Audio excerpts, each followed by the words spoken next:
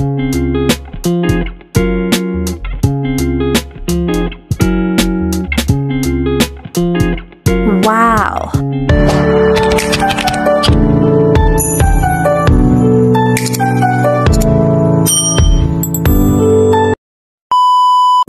Hi guys! Welcome back ulit dito sa aking channel. At kung bago ka pa lang dito sa aking channel, ako nga pala si Ma'am Michelle. For today's video guys, ayan, gagawa naman tayo ngayon ng waffle pancake. Kaya naman ayan, naghanda na nga ako nitong mga ingredients na gagamitin ko. Bale ayan, maglalagay tayo ng 1 cup na asukal. Maglalagay din tayo ng 2 teaspoon na vanilla, 2 itlog at 2 birch spray na gatas. Meron din tayong food coloring para mas madilaw siya. At maglalagay din tayo ng 1/4 teaspoon na calumet or baking powder, 6 cups na flour at 7 cups na tubig. Maglalagay rin tayo ng 1 tablespoon na cooking oil. At ayan, umpisa na nga natin biyakin itong itlog.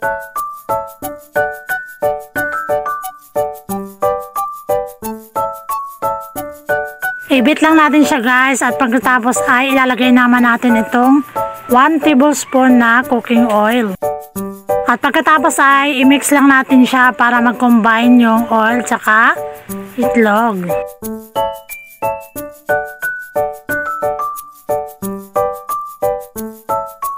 At sa isang malinis na bowl, ayan, maglalagay tayo ng tubig. Bali 7 cups yung ilalagay ko dyan guys.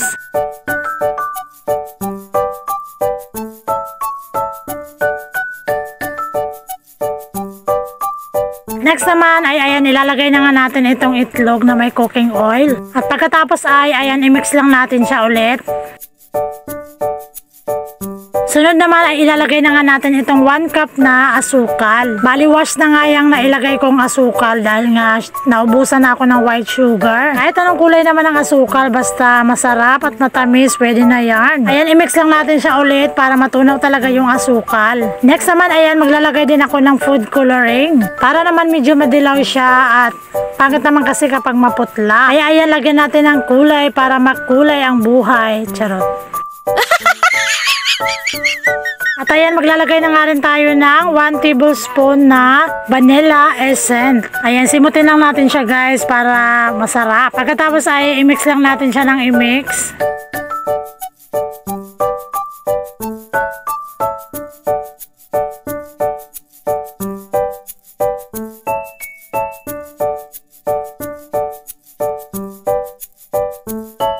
So yan mga mi, pagkatapos nga natin mag-mix nito, ayan, set aside lang natin siya. At dito naman tayo sa dry ingredients. Ayan, bali 6 cups na all-purpose flour yan. Pagkatapos ay ayan, ilalagay naman natin itong birch tree na gatas. Kahit anong brand ng gatas ay pwede na yan. Ito nga lang talaga ang ginamit ko dahil ito na ang pinakamurang gatas. At next naman ay maglalagay naman tayo nitong calumet or baking powder. Bali 1/4 cup ang ilalagay natin dito.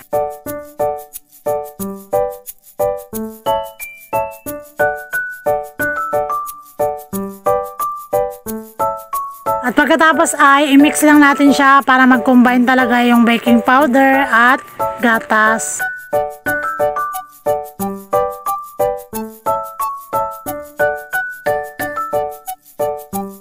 At next naman ay ayan, paghaluin na nga natin ang dry ingredients at liquid ingredients.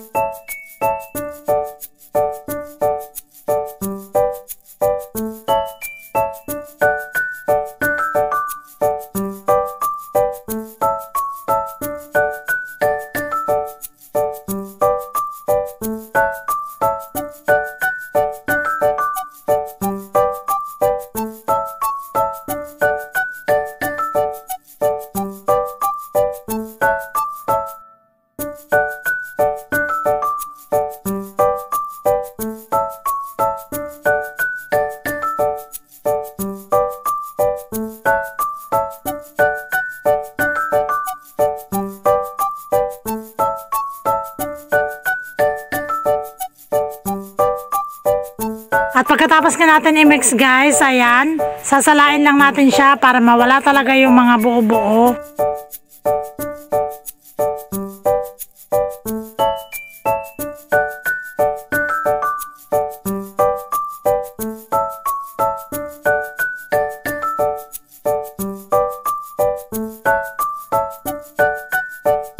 At kapag merong buo-buo guys, ayan, wag nyo yan itapon dahil nga dudurugin lang natin dyan sa salaan. Para naman walang sayang.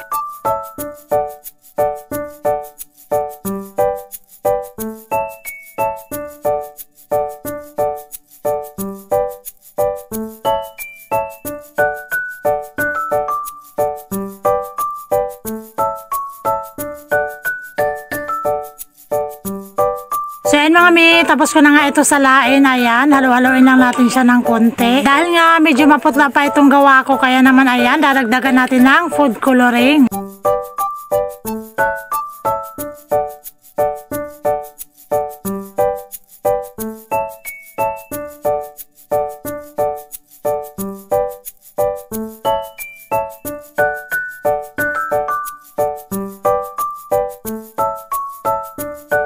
At pagkatapos nga natin i-mix ay ayan, tatakpan lang natin siya at pagkatapos ay i-rest lang natin siya ng mga 15 minutes. At ayan, inihanda ko na nga rin itong paglulutuan ko ng waffle pancake. Bumili talaga ako niyan guys sa Shopee dahil nga gusto ko talaga ma-achieve yung ganyang hot cake. Maganda kasi talaga guys yung ganitong size lang kasi pwede siya pang negosyo. O diba, may design na yung pancake mo tapos pwede mo siya mabenta ng 7 lang isa. Kahit pa paano makakagawa ka ng madami at makakatubo ka rin ng bongga. Char. Alam nyo ba guys, araw-araw talaga ako gumagawa nito dahil napakabenta. Kaya naman ayan, subukan nyo rin magbenta nito guys. Baka malay mo, dito na tayo yayaman. Ganun, char lang. So yan mga mi, painitin lang natin ito at pagkatapos ay lalagyan natin siya ng margarine. Kaya naman ayan mga mi, inihanda ko na nga itong margarine at itong takalan ng pancake mix. Bali tig 1/2 cup lang ang ilalagay ko guys. Para naman maging pare-pareho lang ang size ng ating waffle pancake. At ayan, dahil nga mainit na yung ating pancake maker, ayan, i-grease na natin siya ng margarine. At kapag nag-grease tayo ng margarine guys, lagyan din natin yung kabila dahil nga para hindi siya dumikit.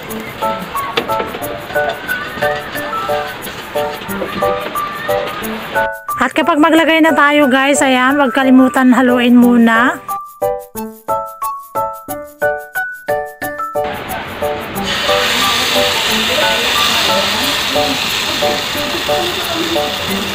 At habang nilalagay natin guys, ayan, lalagyan din natin yung mga, ayan, yung mga butas-butas para naman malaman ang ating waffle pancake.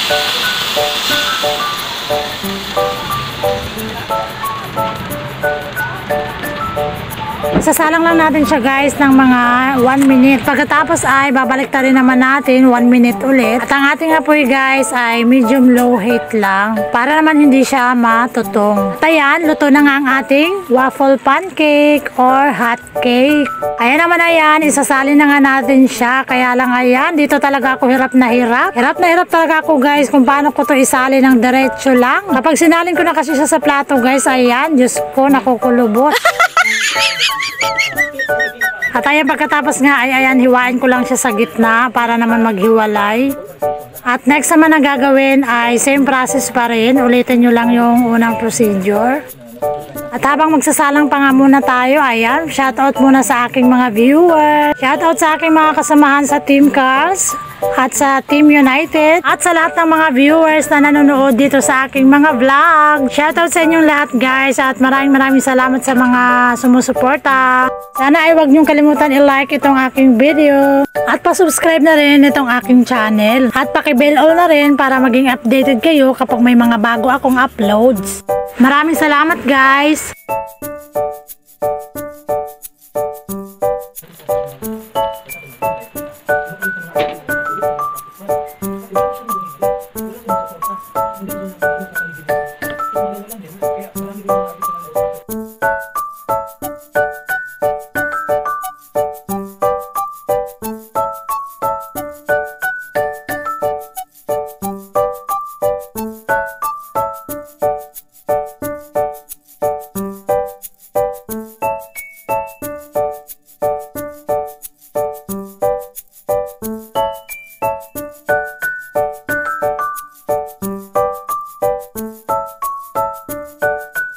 mami, bali ilalagay ko lang sa description box itong mga ingredients na ginamit natin dito. Para naman kung gusto nyong gayahin ay titingnan nyo na lang dito sa my description box. At kung hindi nyo pa alam kung saan ang description box, ayan, dito nyo lang yan makikita.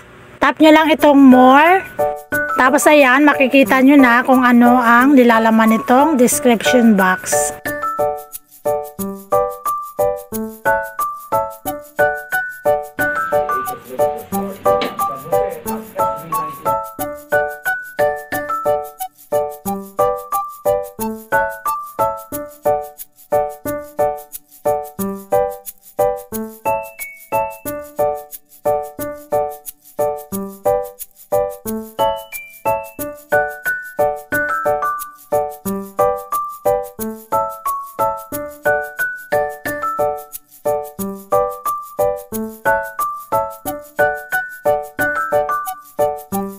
So yan mami, dahil nga luto na ang ating waffle pancake or hot cake, ayan, lalagyan na natin siya ng margarine or butter. At pagkatapos ay lalagyan na rin natin siya ng asukal.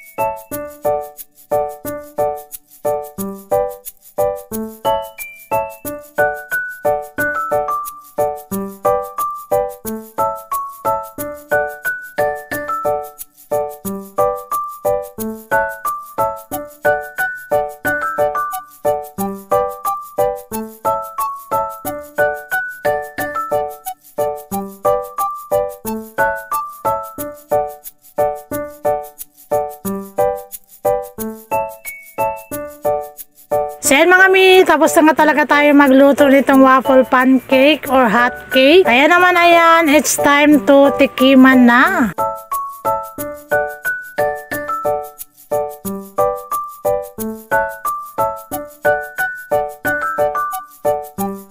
Ito talaga ang gusto ko sa part na to guys, ang tikiman time. Tikman na natin ito habang napakainit pa. Napakalambot guys at ang sarap nito guys. Sobrang sarap talaga guys. Okay na okay pa sa alright. Kaya naman ayan, ready na nga ito pang benta. Bili na kayo guys. At sakto nga itong luto ko guys dahil nga maulan. Masarap talaga ito guys, ipare sa kape. Kaya ayan, ibebenta na natin siya dito sa harap ng aking munting tindahan. Bebenta ko nga lang siya guys ng 3 for 20 or 7 ang isa. Hindi ko nga muna nilagyan agad ng asukal yung dinisplay ko guys dahil nga natutunaw at majinit-jinit pa. Kaya naman ayan, flex ko nga lang din itong aking munting tindahan. Bili-bili na guys. Charot.